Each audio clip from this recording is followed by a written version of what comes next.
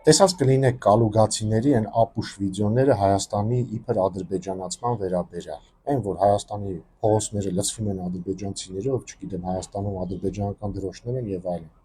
Բայց ես ուզում եմ մի հատ հասկանանք, էլի սա ոնց է տեղի ունեցել։ Այսինքն իրանք իրանց թիմով հավաքվել են, մտածել են ինչ անենք։ Եկեք պատկերենք Հայաստանը ադրբեջանացված, որ մարդիկ սարսափեն։ Կալուգացի օլիգարխներ անձամբ են իր ոչինչ չասող sense դեմքով նստած ասել են լավ արեք։ Հետո գտել են մարդ, ռեժիսոր, սցենարիստ, բյուջեն տող են առանձնացրել հատուկ դրան, փող են տվել, ասել են սցենար գրի։ Այդ սցենարիստը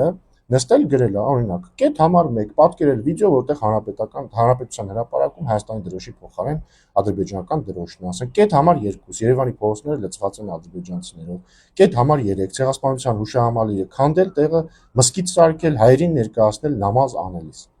Դուք հասկանում եք, չէ՞, մեկ հայ մարդ, sense բանա մտածել, մյուս հայ մարդուն փող է տվել, որպեսզի այդ մյուս հայ մարդը նստի սցենար գրի, որտեղ Հայաստանի դրոշի տեղ Ադրբեջանի դրոշ են դնում, Հայաստանը պատկերվում է ադրբեջանցիներով լի, մզկիթներ եւ այսպես շարունակ։ Լավ, ես սրա անունը ինչ դնեմ, լավ, այսինքն դուք հայ մարդուն այդքան հիմարի տեղ եք դնում, որ մտածում եք, այս կուտը պետքա ուտի, կամ ինչքան պետքա արժանապատվությունից զուրկ լինի հայ մարդը, որ փող տա մյուս հայ մարդուն, որն էլ գրի sense անասուն սցենարներ։